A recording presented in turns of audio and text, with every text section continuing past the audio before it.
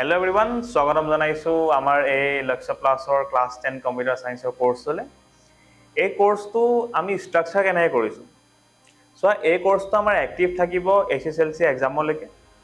আমি 4 মাহৰ ভিতৰত ক্লাছ 10ৰ কম্পিউটাৰ ছায়েন্সৰ যিমানখন চিলেবাছ আছে সেই গোটেইখন আমি কমপ্লিট কৰিম।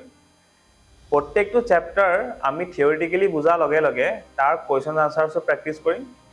এণ্ড তাৰ লগতে যেতিয়া আমাৰ কোৰ্চটো কমপ্লিট হৈ যাব, আমি আগৰ বছৰত কেনেকুৱা ধৰণৰ কুৱেশ্যন আহিছে বা এইটো বছৰত কেনেকুৱা ধৰণৰ কুৱেশ্যন আহিব বা আমি কেনেকৈ প্ৰেক্টিছ কৰিব লাগিব SSLC এক্সামৰ কাৰণে, সেই গোটেইখিনি বস্তু ফ'কাছ কৰিম।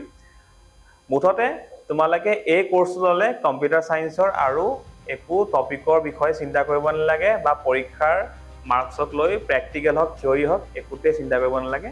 ইয়াত থিয়ৰী থাকিব, লগতে আমি প্ৰত্যেকটো ছাবজেক্টৰ যোনটো আমি টপিক শিকিম, যোনটো চি লেংগুৱেজৰ প্ৰত্যেকটো যোনটো এটা এটা ছাবজেক্ট শিকিম, আমি তাৰ প্ৰেক্টিকেল কেনেকৈ এপ্ৰ'চটো ল'ব লাগে, কেনেকৈ কৰিব লাগে, এণ্ড তাৰ স্ক'পটোনো কি, আমি যে এটা বস্তু শিকিছোঁ সেইটো আমি ক'ত ইউজ কৰিম ৰিয়েল লাইফত, বা আমি এপ্লিকেশ্যন ছফ্টৱেৰ কেনেকৈ বনাম, সেইখিনি বস্তু আমি এই কোৰ্চটোত কমপ্লিটলি কভাৰ কৰা হ'ব।